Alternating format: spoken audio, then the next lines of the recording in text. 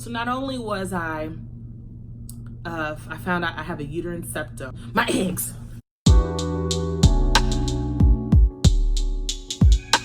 Hey everybody, it's Takaija. Welcome back to my channel. If you are a returning subscriber or if you are returning to my channel, welcome back. And if you're new here, thank you. Thank you for joining my little life.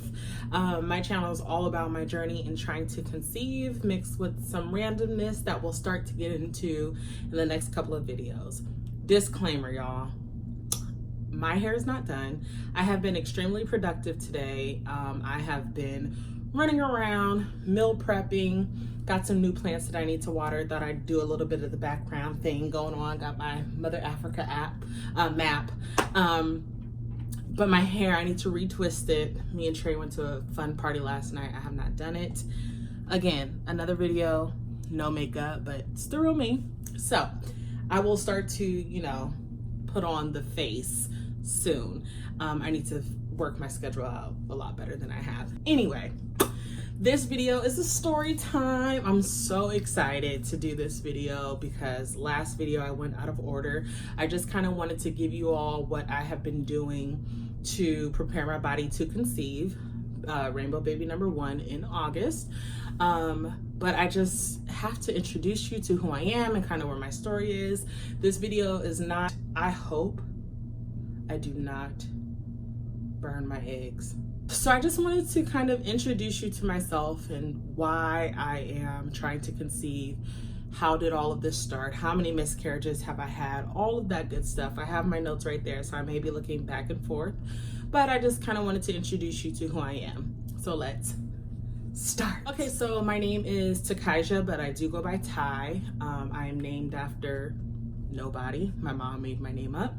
So Takaija, my channel name is not how you spell my name, but that is the phonetic spelling of my name because most people get it wrong when they just see it on paper. So that's me. I'm 27 years old. My birthday's in January, so God, I'm coming up on another birthday in a couple of months. And I have been married almost 2 years. October 12th, 2019 will be 2 years married to my wonderful husband. We have been together since 2014. So October 13th, 2019 will be 5 years together. And I'm hoping that we can do something fun and something sexy for our anniversary this year. We had never really talked about having kids. We knew that we wanted them, but like way down the line, like early 30s. Mind you, I'm in front of my window and I live in front of a courtyard, so lots of people may be stopping to stare at me like this person's doing now. So yeah, so we've been together for almost 5 years, and starting a family, it was something that was just a given, and we never assumed or we never thought about ever having issues in trying to start a family or trying to conceive. So here I am. I never thought I'd be one of those people.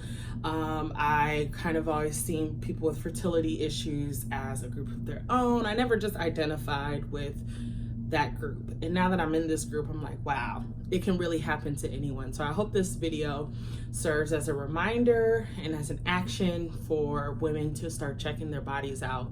Even if you're not interested in having a family or starting a family anytime soon, you should absolutely start looking into ways you can better yourself now for later if you do want to conceive and carry a child. So I'm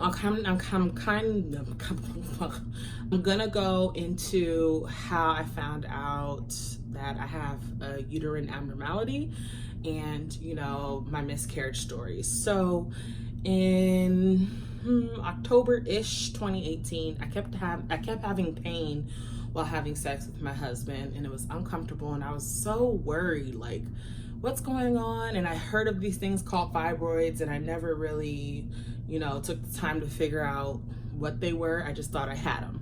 So I scheduled an appointment with a brand new gynecologist. It's actually my co-worker's cousin, and I said, I think I have fibroids, can you guys check?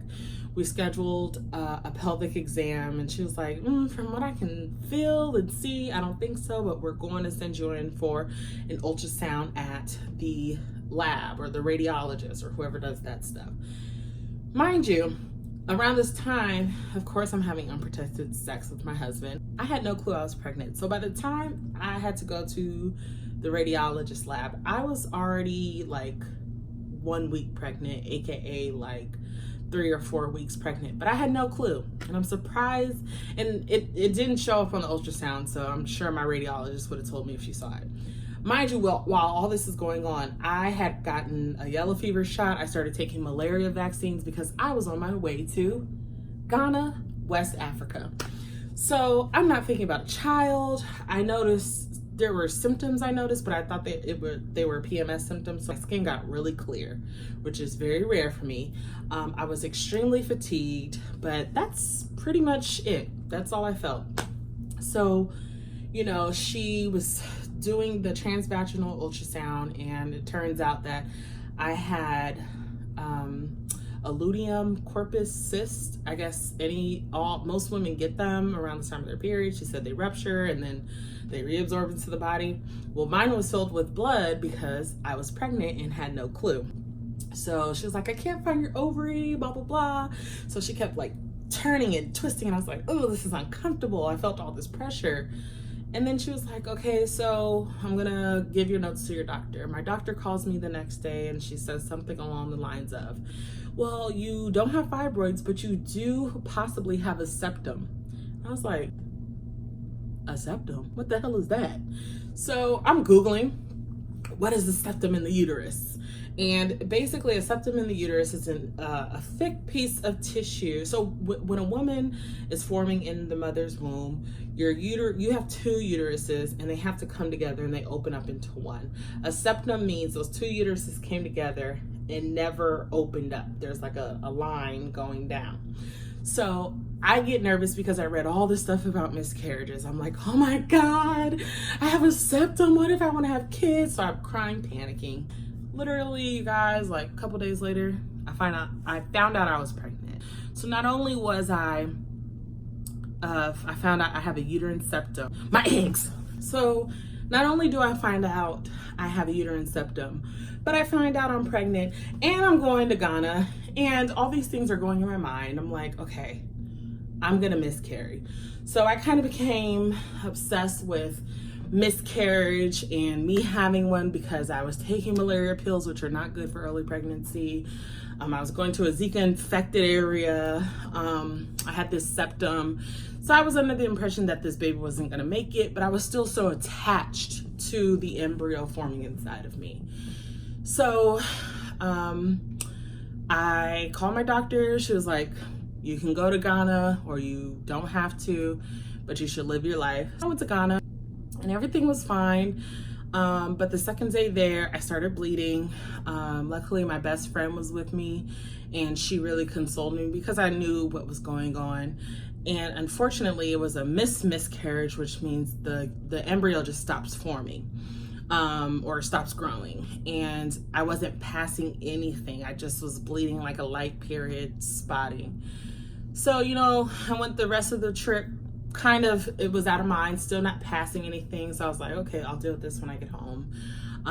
When I got home, my gynecologist confirmed it was a missed miscarriage because we saw a fetal pole, no heartbeat though.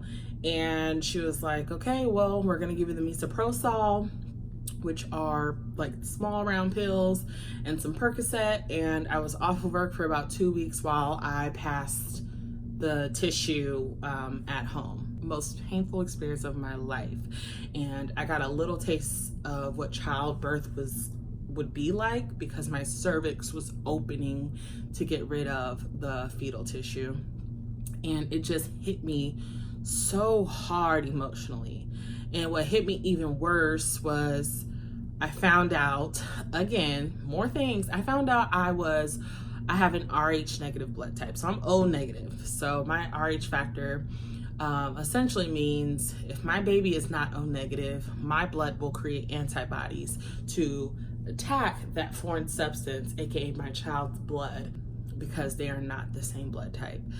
And I don't think my husband's O negative, and we'll find that out soon, but there you go. So I'm thinking, okay, it could be the septum, O negative blood type, it could have been the malaria pills, it could have been traveling, like all these things. And then, you know, the day before I really found out I was pregnant, I did go to a winery and got as drunk as I could. So I was blaming myself hard. I was sad, I was depressed, and I just didn't know what to do. Fast forward a few months, you know, I feel like I'm finally regaining my grip on life. I felt like I was feeling a lot better and ready to go and just ready to get back in the world. I find out I'm pregnant again. And then that's when I'm like, what? I don't really like using, you know, things to prevent pregnancy in my marriage, but maybe I need to start thinking about that, because clearly I'm fertile myrtle and we just don't know why I'm miscarrying. So the very first video on my channel is me finding out I was pregnant, and then like a week later I miscarried, and the reaction to that miscarriage is also in my first video. And I don't know how to do the little link above, but I'll see if I can figure that out to link it if you have not seen that video. So here I am again, miscarried again, another missed miscarriage, which means the embryo just stopped growing. I had no clue what was going on with my body. I was more so mad because I had faith that that pregnancy was going to stick, because I was confident that God would not put me through that again. I don't want to go through the ups and downs of all of that again. And unfortunately, because it was missed, I wasn't passing any clots or any tissue, so I had to do the pills again. And I was just mad at myself because I was like, what did I do this time? Like, was it because I was taking too much pre-workout? It's because I'm overweight? Like, I just had no definitive answer. I felt like my doctor didn't want to find the answer. So I told her, I said, this is my second miscarriage in 90 days. I feel like you should be ordering all types of tests or something for me. And she's like, well, I can't diagnose you with recurrent miscarriage because you haven't had 3. So I was like, okay, so I have to have another one for you guys to diagnose me with this? Trifling. I switched my gynecologist, and so far so good. He also does not want to diagnose me with recurrent miscarriage until, unless I miscarry again. I got an HSG before I got pregnant the second time, and that's where they shoot the dye into your uterus and it's supposed to come out of your fallopian tubes. I had bilateral spill, which means my fallopian tubes were as clear as a nighttime highway, and they confirmed that my uterus does have an abnormal shape, but it's not a septum, which is good. It's an arcuate uterus, so it's heart-shaped. So your uterus is supposed to be shaped like a light bulb. Mine has like a small indent up here. Now, bicornate uterus is when the uterus is a full heart like that. And I don't have the full heart because of the bilateral spill. But my current doctor said if I do get pregnant again and I miscarry, he will send me back in to do another test to measure and to take pictures of the inside of my uterus in more detail. And right now, what me and my husband are doing, we both have done genetic testing. He sent in his sample. I got my results back, but they're gonna resend them with our results summed up as one. I do have sickle cell trait. My mom told me that I would probably have it because she has it. My sister has it and she's pregnant now. And I have the trait, not the disease. So we're just testing to see if my husband has the trait, because if he does have the trait, our baby has a 25% chance of having the actual sickle cell disease.